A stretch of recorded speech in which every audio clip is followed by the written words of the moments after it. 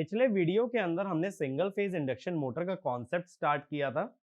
उसके अंदर मैंने आपको इक्विवेलेंट सर्किट के बारे में एक्सप्लेन किया, टॉर्क स्पीड कैरेक्टरिस्टिक्स हमने देखी। हमने ये चीज को समझा कि क्यों एक single phase induction motor self starting नहीं होती, किस तरह से उसके अंदर दो मैग्नेटिक फील्ड होती हैं, एक फॉरवर्ड और एक बैकवर्ड। अब मैं इस डिस्कशन को आगे लेके जाऊंगा जिसमें कि हम बात करेंगे different type of single phase induction motor की, कि कैसे उसके डिजाइन को मॉडिफाई करके हम लोग ये कोशिश करते हैं कि वो मोटर स्टार्ट हो पाए। देखो, स्टार्ट ना होने का सबसे बेसिक रीजन है कि दो मैग्नेटिक फील्ड हैं, एक फॉरवर्ड एक बैकवर्ड, जिनका मैग्नीट्यूड एग्जैक्टली सेम आ रहा है। अब अगर एक ही मैग्नेटिक फील्ड होती फॉरवर्ड या बैकवर्ड, तो दो अपोजिंग टॉर्क नहीं लगते। अगर दो अपोजिंग टॉर्क नहीं लगते तो मोटर इजीली रोटेट कर सकती थी। लेकिन मैं ये जानता हूं एक परफेक्टली रोटेटिंग मैग्नेटिक फील्ड बनाने के लिए सिंगल फेज काम नहीं आ सकता, या तो टू फेज या फिर थ्री फेज का होना जरूरी है। सिंगल फेज से एक परफेक्टली रोटेटिंग मैग्नेटिक फील्ड नहीं बन सकती। तो अगर मैं किसी तरह से सिंगल फेज इंडक्शन मोटर के अंदर एक की जगह दो फेजेस कंस्ट्रक्ट कर दूं, then we can make a rotating magnetic field. तो इसमें लिखना, single phase induction motor is not self-starting because there are two oppositely rotating magnetic fields which are equal in magnitude and rotate at synchronous speed opposite to each other, and hence apply equal and opposite torque on the rotor. Next point. In order to create one single rotating magnetic field, we need at least two phases, and even with two phases, the two windings must be kept at 90 degree with respect to each other in space and carry currents which have 90 degree phase displacement. तो देखो, दो windings की जरूरत पड़ेगी, दो coils जो कि आपस में 90 डिग्री पे हों, और दूसरी बात, उनके बीच के करंट्स के बीच में एंगल कितना होना चाहिए, 90 डिग्री। ये चीज मैंने डबल रिवॉल्विंग फील्ड थ्योरी के अंदर करवाई भी थी, कि कैसे टू फेजेस में एक रोटेटिंग मैग्नेटिक फील्ड बन जाती है। उसमें मैंने बताया था कि स्पेस के अंदर थीटा में भी 90 डिग्री का शिफ्ट चाहिए, और टाइम के अंदर ओमेगा टी में भी 90 डिग्री का शिफ्ट चाहिए। इसीलिए अब हम क्या करते हैं, एक की जगह दो वाइंडिंग्स का यूज करते हैं। तो दूसरी वाइंडिंग जो इंट्रोड्यूस कर रहे हैं, that will be called as auxiliary winding. तो मैं पहला केस डिस्कस कर रहा हूं सिंगल फेज इंडक्शन मोटर में, resistance split phase motor. Split phase का मतलब है सिंगल फेज इंडक्शन मोटर के एक फेज को ही दो फेजेस के अंदर स्प्लिट कर दिया जाए। यानी मुझे दो वाइंडिंग्स लेनी है which are at 90 degree with respect to each other. ठीक है, तो इसमें लिखना, in this motor the single phase supply of single phase induction motor needs to be split into two phases in two windings which are kept at 90 degree with respect to each other। तो देखो कैसे, ये एक supply I, ये supply को मैं दो windings में पास कराने वाला हूं, और देखो ये दोनों वाइंडिंग्स मैंने कैसे रखी हुई हैं, ये दोनों वाइंडिंग मैंने रखी हुई है 90 डिग्री पे।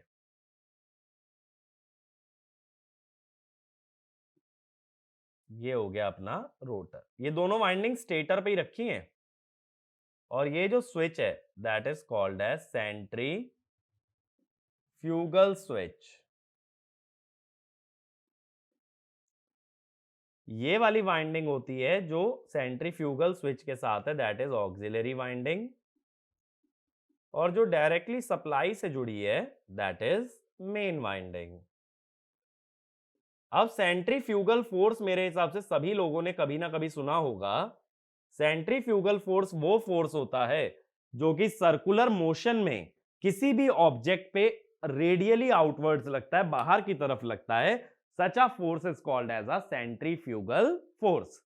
सेम चीज इस स्विच के साथ होने वाली है कि जब मोटर की स्पीड एक सर्टेन वैल्यू पे आ जाएगी, then due to centrifugal force this switch will open, that is called as centrifugal switch. तो इसमें लिखना centrifugal switch opens when the motor reaches a particular speed due to centrifugal force exerted during circular motion।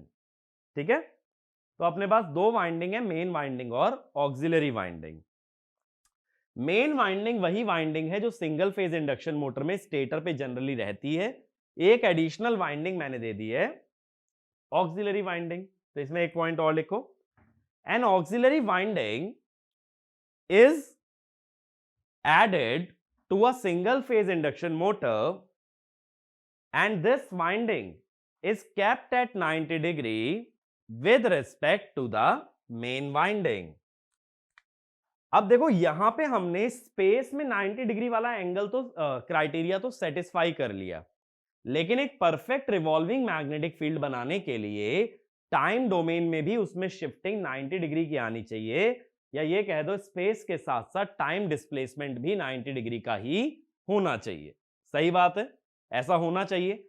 अब अगर ऐसा चाहते हो कि space और टाइम दोनों में 90 डिग्री डिस्प्लेसमेंट हो, तो स्पेस में कर चुके, टाइम के बारे में बात करनी है। अब मैं क्या कहता हूं कि ये जो ऑक्सिलरी वाइंडिंग होती है, ऑक्सिलरी वाइंडिंग जो होती है, इसको किस तरह से डिजाइन करते हैं? इसके अंदर रेजिस्टेंस रखा जाता है हाई और लीकेज रिएक्टेंस रखी जाती है लो। लीकेज रिएक्टेंस इज लो।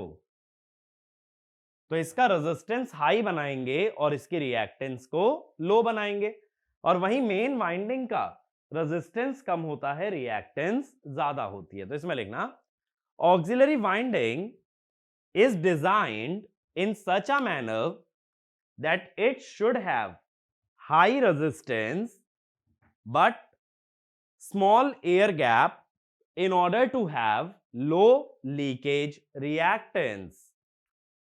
ठीक है, so we take cross sectional area of auxiliary winding conductor to be 25% of main winding conductor।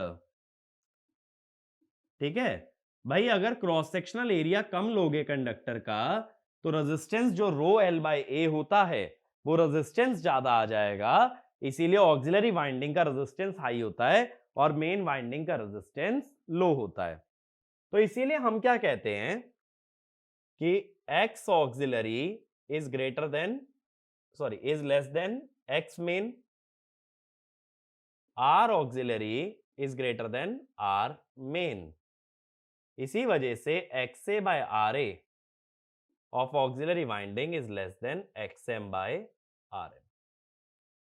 अब जब दोनों वाइंडिंग पैरेलली कनेक्टेड हैं तो कैसे दिखा सकते हो? देखो मेन वाइंडिंग में भी एक रेजिस्टेंस और एक लीकेज रिएक्टेंस होगी, और तुम्हारी ऑक्सिलरी वाइंडिंग में भी एक रेजिस्टेंस और लीकेज रिएक्टेंस होने वाली है। RM, XM, RA, XA, this is V1। तो इन दोनों में अपना अपना एक करंट फ्लो करेगा, I main and I auxiliary. I main क्या होगा?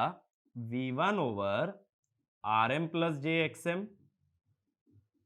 ओके, I ऑक्सिलरी क्या होगा?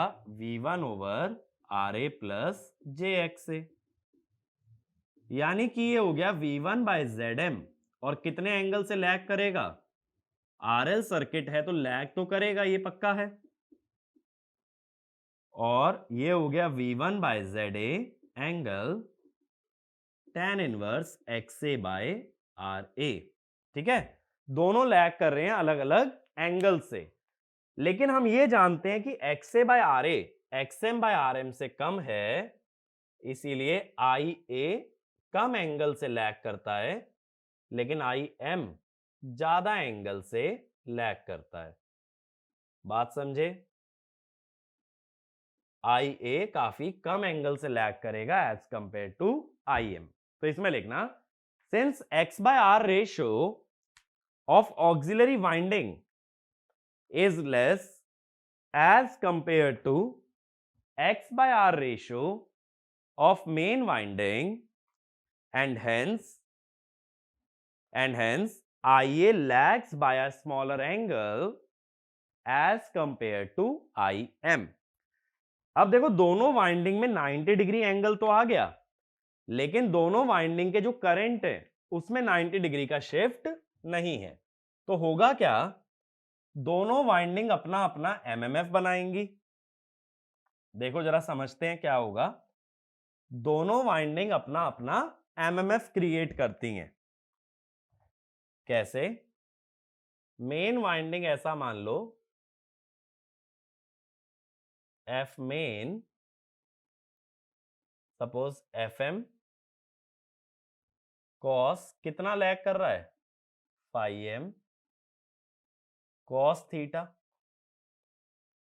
F auxiliary FM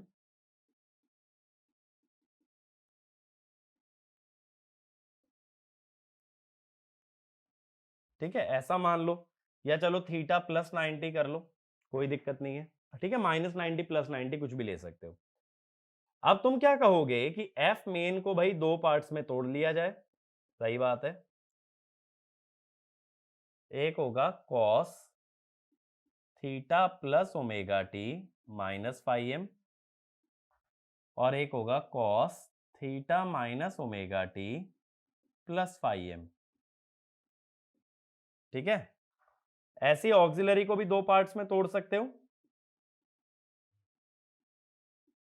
cos theta plus omega T plus 90 minus phi A, और cos theta minus omega T plus 90 plus phi A. ये हो गया। अब इसमें देखो क्या होगा, ये जो थीटा प्लस ओमेगा टी है, एक का एंगल माइनस फाई एम है, एक का है 90 माइनस फाई ए। तो थीटा प्लस ओमेगा टी वाले का क्या होगा, अगर ये रेफरेंस है, एक का है माइनस फाई एम, एक का है 90 माइनस फाई ए।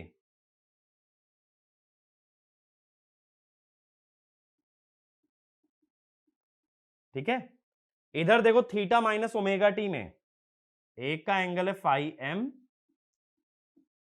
और एक का है 90 प्लस फाई ए।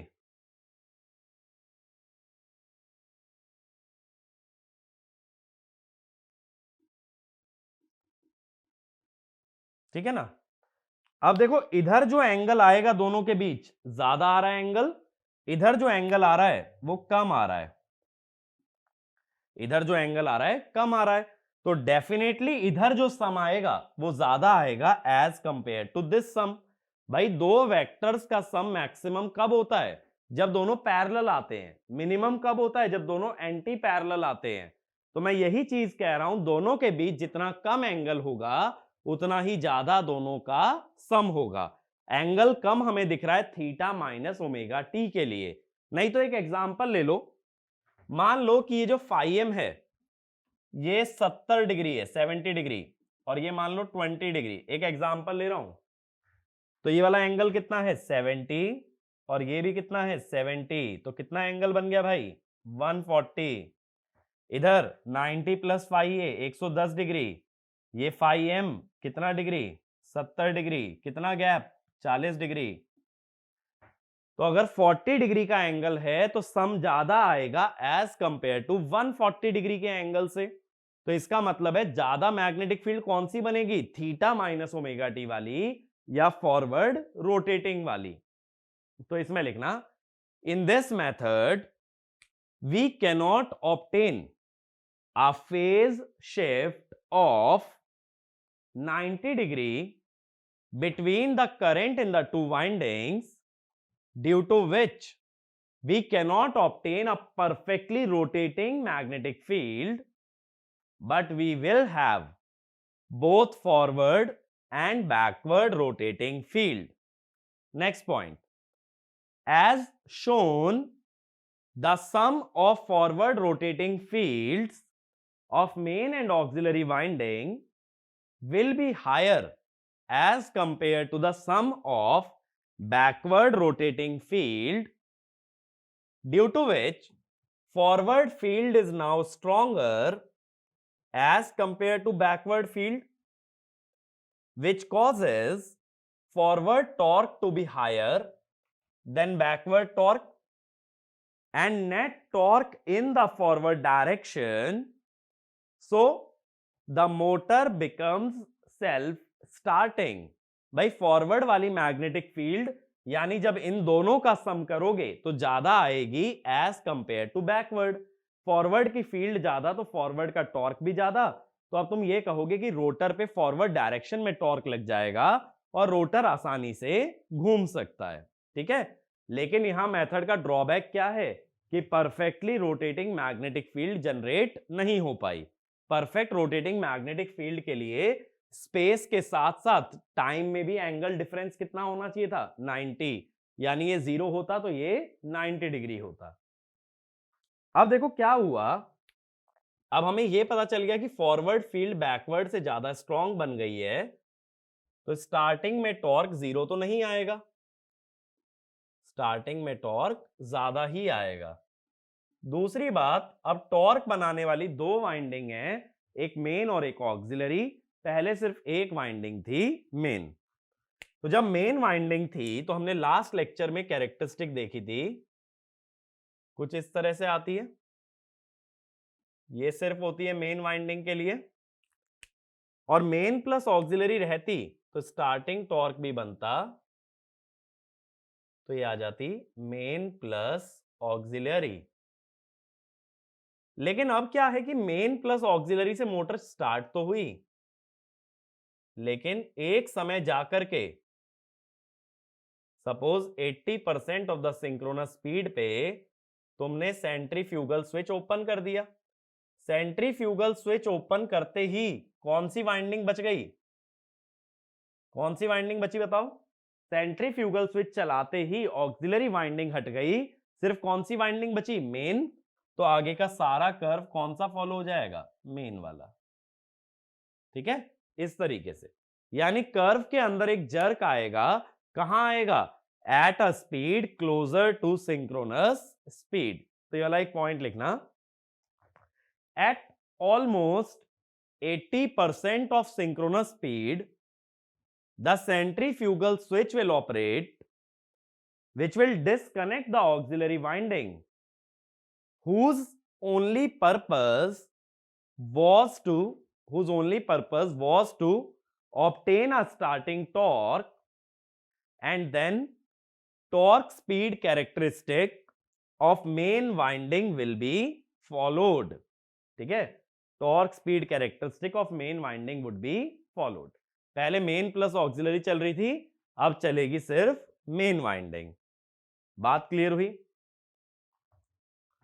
ठीक है ना, अब आगे चलते हैं। तो इसका ड्रॉबैक लिख लेना, drawback, perfectly rotating magnetic field cannot be obtained as phase shift between the two currents is not 90 degree. अब इसीलिए हम आते हैं अगली कैटेगरी पे, कैपेसिटर स्प्लिट फेज मोटर। पहला था रेजिस्टेंस स्प्लिट फेज, अब है कैपेसिटर स्प्लिट फेज। यानी कि अब कैपेसिटर ऐसा लगाएंगे कि जिसकी वजह से एक फेज से हम दो फेजेस कंस्ट्रक्ट कर पाए। तो अपने पास दो वाइंडिंग है, एक मेन और एक ऑक्सिलरी, तो हम ऑक्सिलरी वाइंडिंग में क्या करते हैं, कैपेसिटर प्लेस करते हैं। देखो कैसे, मान लो ये अपने पास मेन वाइंडिंग है,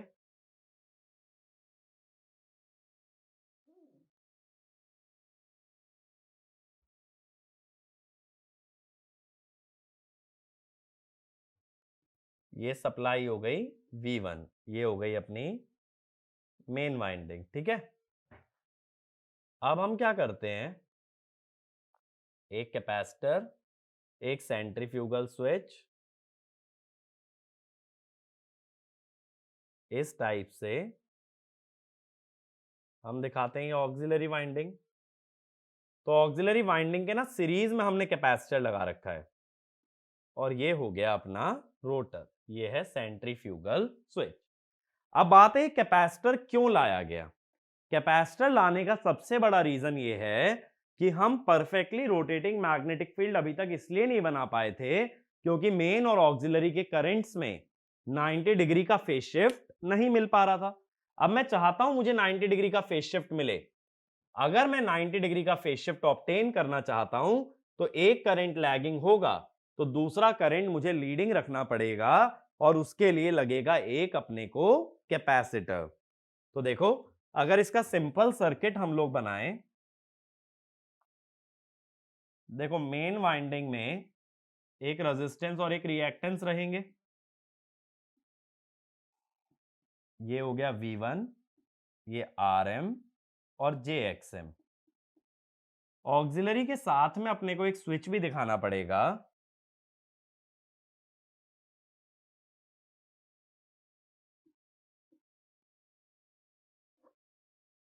RA, JXA और ये -JXC। ठीक है, ये सेंट्रीफ्यूगल स्विच हो गया। अब मैं क्या कहूंगा, दो वाइंडिंग में दो करंट जाएंगे, मेन वाइंडिंग में जाएगा IM और ऑक्सिलरी में जाएगा IA। तो अब हम कहते हैं IM क्या होगा, देखो IM होगा V1 bye RM plus JXM,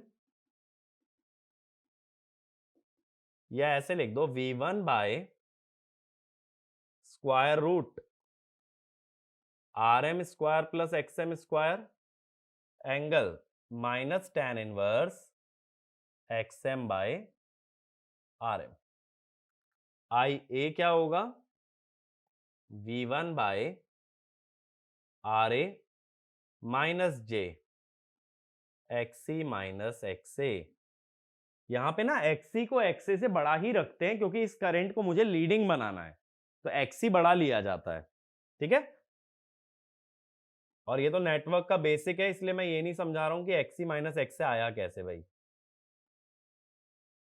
तो XC माइनस XA का square angle minus tan inverse, sorry plus, क्योंकि लीड करेगा ना, XC minus XA by RA। अब देखो, अगर फेजर डायग्राम में देखा जाए तो ये अपने पास V1 है, V1 से IM जो है वो लैग कर रहा है कितना एंगल, फाई M एंगल, और IA जो है वो V1 से लीड कर रहा है, IA कितना एंगल लीड कर रहा है, मान लो ये है फाई A। अब हम ये चाहते हैं IA और IM के बीच का एंगल 90 डिग्री रहे, ताकि जो बैकवर्ड रोटेटिंग फील्ड है वो परफेक्टली कैंसिल हो जाए और बचे सिर्फ एक ही field, that is forward rotating. तो अगला पॉइंट लिखना, it is desired that the angle between IM and IA is 90 degree so that backward rotating magnetic field gets cancelled out and only forward rotating magnetic field remains। अब हम ये कह रहे हैं कि phi A plus phi M must be 90 degree, तो इसका मतलब tan inverse XC minus XA by RA plus tan inverse XM by RM must be 90 degree. तो इसको अगर राइट हैंड साइड ले जाओ XM बाय RM को,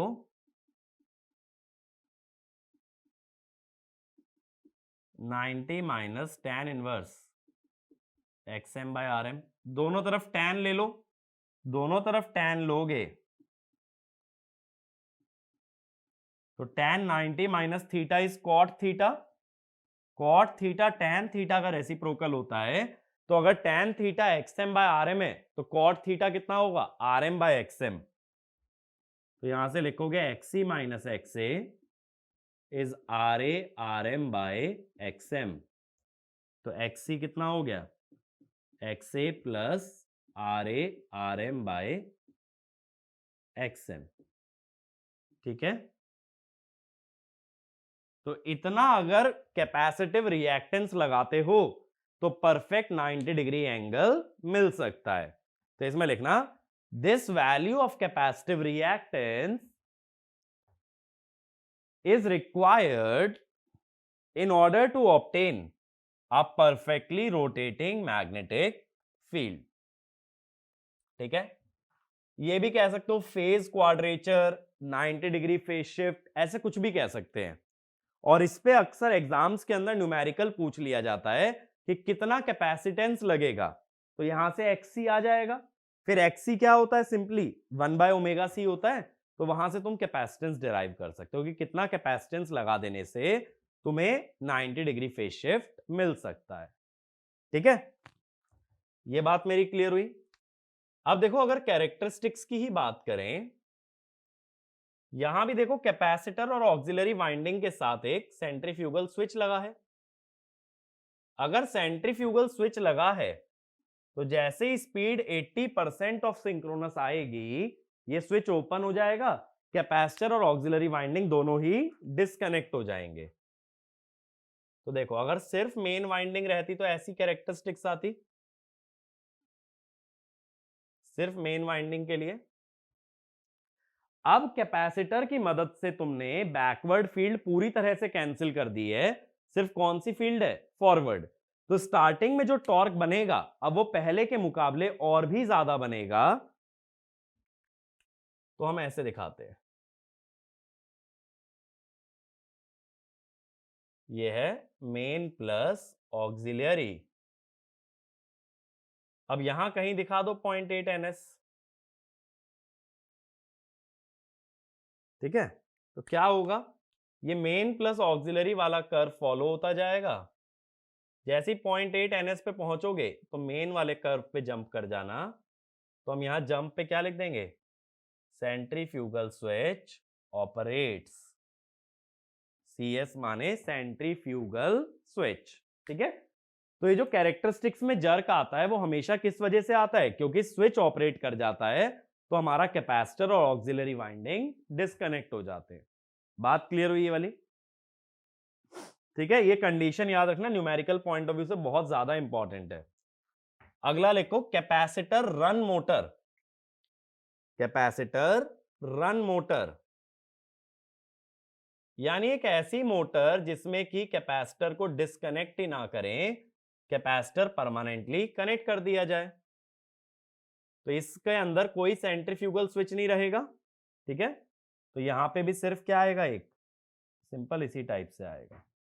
तो इसमें लिखना in such type of motor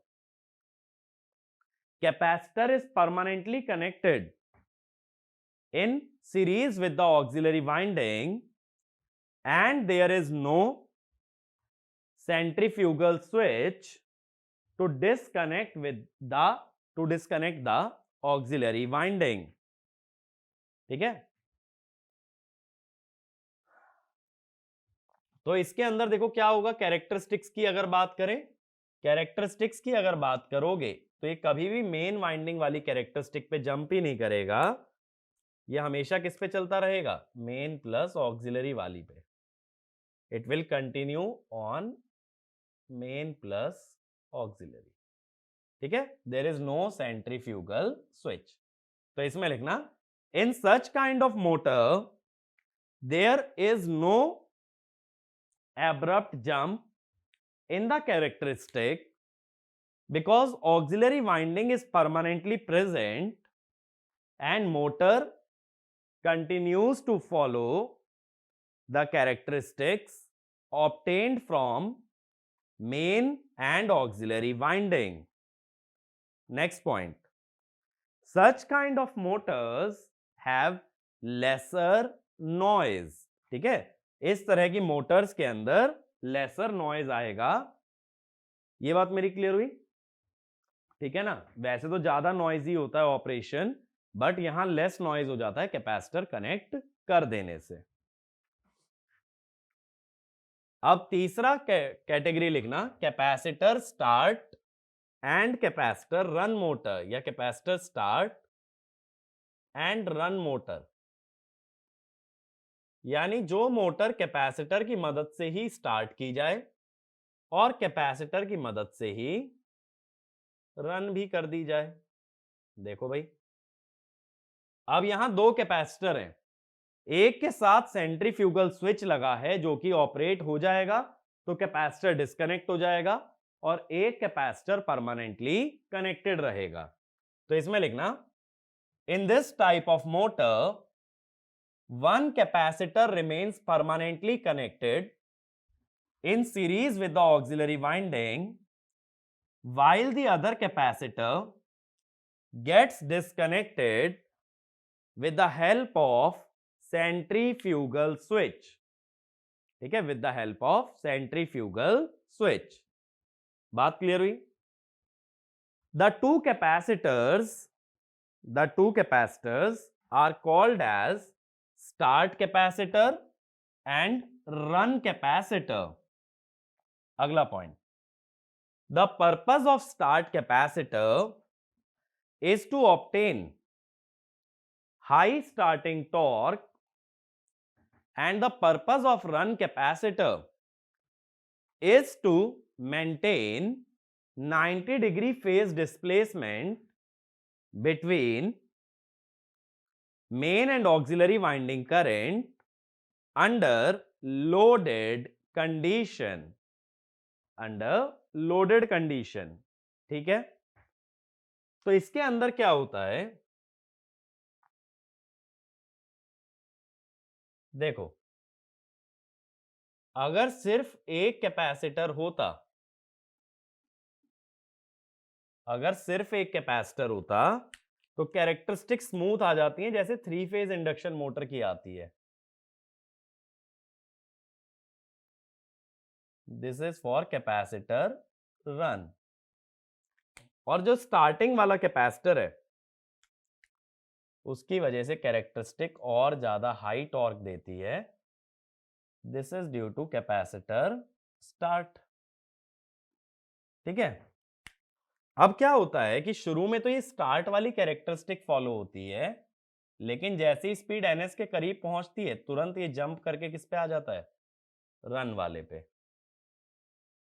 तो स्पीड 80% 75% जो भी स्पेसिफाइड है, यहां सेंट्रीफ्यूगल स्विच ऑपरेट कर जाता है। ठीक है, इससे हाई स्टार्टिंग टॉर्क भी मिल जाता है और एक परफेक्टली रोटेटिंग मैग्नेटिक फील्ड भी तुम्हारी बनी रहती है, या ये कह दो 90 डिग्री का फेज डिस्प्लेसमेंट भी तुम बनाए रखते हो। तो देखो, सबसे पहली चीज, सिंगल फेज इंडक्शन मोटर के अंदर इक्विवेलेंट सर्किट हम लोगों ने पढ़ लिया है। इक्विवेलेंट सर्किट का एक बहुत अच्छा आइडिया रहना एग्जाम पॉइंट ऑफ व्यू से जरूरी है, उस पर क्वेश्चन डायरेक्टली फ्रेम हो जाता है। फिर मैंने ये बताया कि उसके अंदर एक परफेक्ट रोटेटिंग मैग्नेटिक फील्ड नहीं आती थी, तो वो मैग्नेटिक फील्ड बनाने के लिए हमने एक और वाइंडिंग को पिक्चर में लाया, दैट इज ऑक्सिलरी वाइंडिंग, जो कि मेन वाइंडिंग से 90 डिग्री पे रखी गई। बट अगेन उनके करंट्स के बीच में 90 डिग्री एंगल ना बनने से एक मैग्नेटिक फील्ड दूसरी से स्ट्रांग तो हो गई, लेकिन रही फिर भी दोनों मैग्नेटिक फील्ड, यानी टॉर्क परफेक्टली एक डायरेक्शन में नहीं बना, टॉर्क अभी भी दोनों डायरेक्शन में था। फिर 90 डिग्री फेज शिफ्ट लाने के लिए हमने कैपेसिटर का कॉन्सेप्ट देखा। कैपेसिटर दो तरह से हो सकता है, तो स्टार्ट करके हटा दो या परमानेंटली लगा रहने दो, या दोनों का कॉम्बिनेशन। तो ये सब कैरेक्टरिस्टिक्स बहुत ज्यादा जरूरी हैं। ठीक है, एग्जाम में 1 मार्क क्वेश्चन में सीधा ये कैरेक्टरिस्टिक्स पूछ लेते हैं, बहुत छोटे छोटे क्वेश्चन इन चीजों पे फ्रेम किए जाते हैं। और एक 90 डिग्री फेज शिफ्ट की मैंने तुम्हें कंडीशन भी बताई है, वो कंडीशन याद रहनी चाहिए कि XC equal to RA/RM by XM plus XA। अब लेकिन देखो, ये जो 90 डिग्री की फेज शिफ्ट है, ये मैक्सिमम टॉर्क की कंडीशन नहीं होती। अब हम बात करने वाले हैं condition for maximum starting torque. ये मैक्सिमम टॉर्क की कंडीशन क्यों नहीं होती? क्योंकि देखो जो टॉर्क होगा वो सिर्फ इस बात पे डिपेंड नहीं करता कि दो मैग्नेटिक फील्ड के बीच में 90 डिग्री एंगल आ गया है। वो इस बात पे भी डिपेंड करेगा कि दोनों मैग्नेटिक फील्ड से बनने वाला नेट एमएमएफ कितना है। 90 डिग्री पे जरूर है कि सम मैक्सिमम आता है, लेकिन हमें मैग्नीट्यूड ऑफ एमएमएफ के बारे में भी बात करनी पड़ेगी, सिर्फ एंगल से काम नहीं चलेगा। तो मैं देखो ऐसा कहता हूं कि स्टार्टिंग टॉर्क जो होता है वो डिपेंड करता है main winding current auxiliary winding current into sine of alpha. Alpha is angle between Im and Ia। जो भी स्टार्टिंग में टॉर्क आएगा वो इन दोनों करंट्स पे और इन दोनों के बीच के एंगल पे भी डिपेंड करेगा। अब तुम क्या कहोगे इसे देख के इक्वेशन को कि भाई अल्फा 90 डिग्री कर दो, टॉर्क तो मैक्सिमम हो ही जाएगा। लेकिन यहां हम एक बात भूल रहे हैं, वो ये कि टॉर्क Im और Ia पे भी डिपेंड करता है, सिर्फ अल्फा पे नहीं। तो मैं क्या बोलता हूं कि ये जो Im है ये तो सिंपली V बाय ZM है, ये तो फिक्स है अपना। लेकिन ये जो Ia आता है ये कुछ ऐसा आता है V बाय रूट, अभी मैंने लिखवाया था RA plus XC minus XA का स्क्वायर, यही आ रहा था ना। तो यानी Ia खुद भी XC पे डिपेंडेंट है, सिर्फ अल्फा को देख के टॉर्क मैक्सिमम कर देना गलत हो जाएगा, क्योंकि Ia भी XC का फंक्शन है। तो देखो बेसिकली हो क्या रहा होगा यहां पे कि अगर ये वोल्टेज V है तो Im तो लैग कर रहा होगा, Ia लीड कर रहा होगा। अब इन दोनों के बीच का एंगल है अल्फा। तो अल्फा कैसे मिलेगा? अगर ये फाई ए है, ये फाई एम है, तो अल्फा है phi M plus phi A. Alpha is phi M plus phi A, यही होगा। तो मैं टॉर्क कह देता हूं proportional to I M I A sine phi M plus phi A. ठीक है, अब ये जो फाई ए है, फाई ए है tan inverse XC minus XA by RA। ठीक है, अगर कैपेसिटेंस वेरिएबल है तो फाई ए भी कैपेसिटेंस पे डिपेंड कर रहा है और साथ साथ आई ए भी कैपेसिटेंस पे डिपेंड कर रहा है। तो इसमें लिखना इफ कैपेसिटेंस और XC is variable then I A as well as phi A both depend on XC, so we have to consider both while maximizing the torque। ठीक है, तो अब मैं क्या कहता हूं कि स्टार्टिंग टॉर्क हो गया V by ZM V by ZA sine phi M plus phi A. अब इसको मैक्सिमाइज करना थोड़ा सा डिफिकल्ट है, तो मैं ऐसे लिखता हूं, देखो आर जेड कॉस फाई होता है, तो जेड ए कितना होगा R A over cos phi A. तो स्टार्टिंग टॉर्क किसके प्रोपोर्शनल आया? V square by Z M R A cos phi A sine phi M plus phi A. अब इस पूरी इक्वेशन में एक बस फाई ए ही है जो XC पे डिपेंड करता है, बाकी तो कुछ भी XC का फंक्शन नहीं है।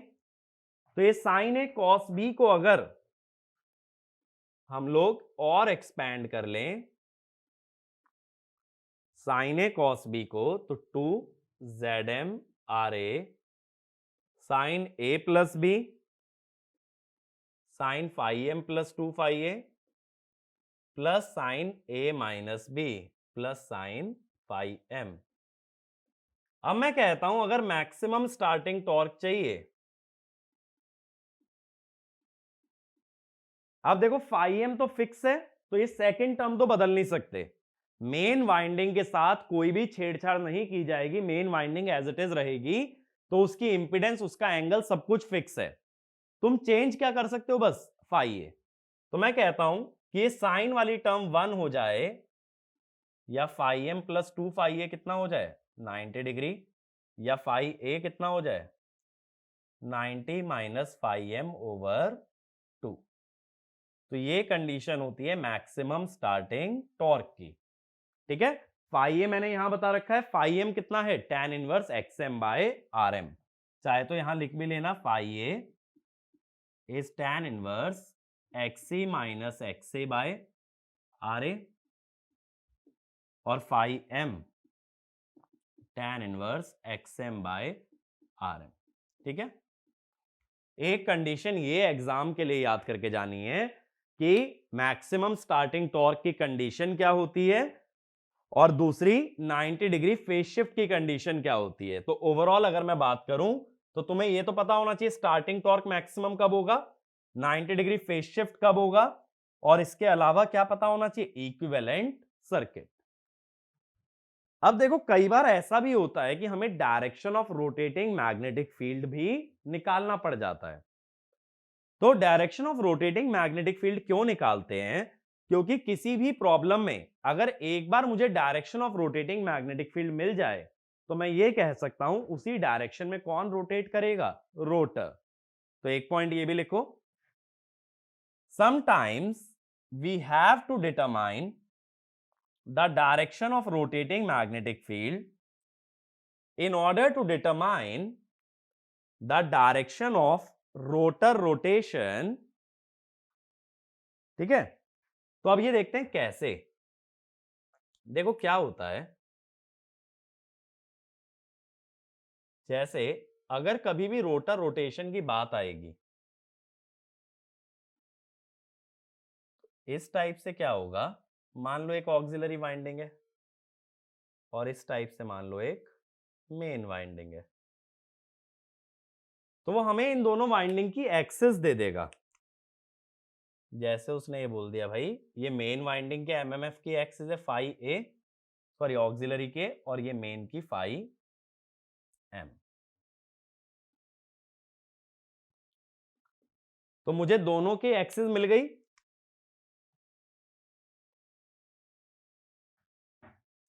इस टाइप से।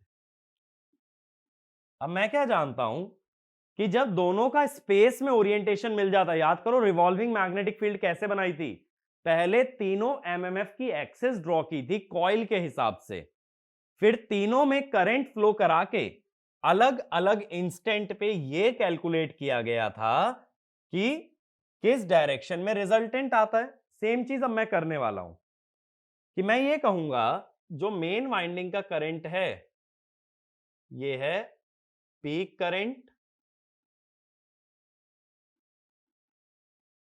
और वोल्टेज से कितना लैग कर रहा होगा, फाई एम। ऑक्सिलरी का भी पीक करंट और वोल्टेज से कितना लैग करेगा, फाई ए। ऐसा ही होगा।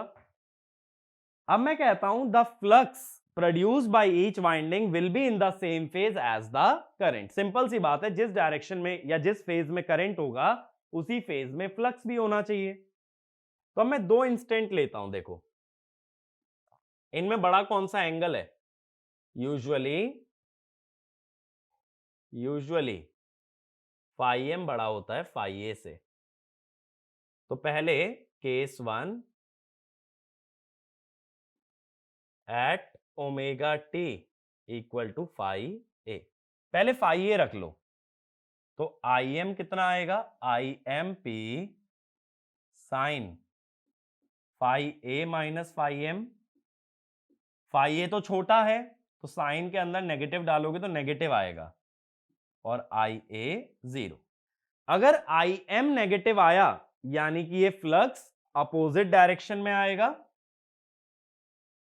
और फाई ए तो 0 है, तो यही क्या है, रिजल्टेंट। अगला इंस्टेंट ले लो, अगला इंस्टेंट ले लो जब ओमेगा टी है फाई एम। ठीक है, फाई एम तो फाई ए के बाद ही पड़ेगा ना, मतलब अगर 5 सेकंड पे फाई ए मिल रहा है तो उसके बाद ही फाई एम मिल सकता है, क्योंकि फाई एम की वैल्यू ज्यादा है। तो मैं कहता हूं आई एम तो 0 हो जाएगा इस केस में, जैसे ही फाई एम डालोगे। आई ए कितना होगा, I A P sine phi M minus phi A. अब फाई एम तो बड़ा है फाई ए से, तो ये पॉजिटिव आ गया, तो ये बन गया फाई ए। फाई एम तो 0 है, तो फाई ए ही कितना है, फाई रिजल्टेंट। अब पहले जो रिजल्टेंट एमएमएफ था वो लेफ्ट में था, अब वो अपसाइड है या वो ऊपर आ चुका है। पहले ऐसे था, तो किस डायरेक्शन में घूमा है ये, क्लॉकवाइज, तो इसी डायरेक्शन में घूमेगा रोटर। तो इसमें लिखना, we calculate the resultant flux at two values of omega t, which are phi m and phi a, and then check the direction of rotation of the resultant flux। ठीक है, तो resultant flux की जो भी direction of rotation आएगी उसी direction में rotor भी घूमेगा। इसके लिए डायरेक्ट कोई शॉर्टकट ऐसा याद करने की जरूरत नहीं है, ठीक है। नहीं तो ऐसे भी याद कर सकते हो कि आई ए आई एम से आगे था, तो रोटेशन लीडिंग से लैगिंग की तरफ होगी। लीडिंग से लैगिंग कहने का मतलब क्या हुआ, मेरी बात को समझना। ये V1 था, आई ए वाला करंट कितना लैग कर रहा था, फाई ए। आई एम वाला करंट कितना लैग कर रहा था, फाई एम। तो ये कह सकते हो ना, आई ए आई एम से आगे है, तो आई ए Leeds I am.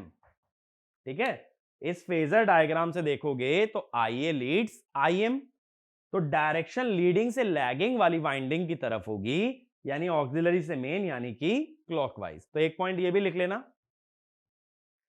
From shortcut करके लिख लो, shortcut from the phasor diagram we have to check which winding current is leading the other current। Example, auxiliary current leads main winding current। ठीक है, next, the direction of rotating magnetic field is from the direction of leading current towards the lagging current in the MMF diagram। ऐसा मत सोचना leading से lagging कभी यहां कर दो, आई ए से I am anti clockwise, sorry clockwise, ऐसा नहीं करना। फेजर डायग्राम से लीडिंग लैगिंग निकालो, फिर एमएमएफ डायग्राम से लीडिंग से लैगिंग की तरफ डायरेक्शन ऑफ रोटेशन। दो डायग्राम यूज होंगे, एक फेजर डायग्राम, एक फ्लक्स या एमएमएफ डायग्राम। इसीलिए मैंने सेकंड स्टेप में लिखवाया है लीडिंग से लैगिंग वाले की तरफ, लेकिन किसमें, एमएमएफ डायग्राम के अंदर। बात क्लियर हुई। कई बार ऐसा भी क्वेश्चन पूछ लेते हैं कि रोटर किस डायरेक्शन में घूमेगा, तो मैग्नेटिक फील्ड की डायरेक्शन अगर निकाल लोगे तो तुम रोटेशन की डायरेक्शन भी बता सकते हो। इतनी नॉलेज तुम्हारे लिए मोर देन सफिशिएंट है कोई भी exam single phase induction motor पे क्रैक करने के लिए। ठीक है, कोई भी क्वेश्चन क्रैक कर लोगे अगर इतनी knowledge single phase induction motor के बारे में है। अब इंडक्शन मोटर को तो हम लोग यहीं पे वाइंड अप करेंगे। ठीक है, जो लोग अदर एग्जाम्स की तैयारी कर रहे हैं, जैसे ईएससी हो गया या और कोई एग्जाम हो गया, तो और छोटी छोटी मशीन के बारे में बहुत छोटा सा हमारा डिस्कशन पेंडिंग है, वो हम लोग नेक्स्ट चैप्टर में करेंगे। और जो लोग सिर्फ गेट फोकस्ड होके चल रहे हैं उनके लिए हमारा मशीन के अंदर इतना ही सिलेबस कवर करने की जरूरत है। Thank you.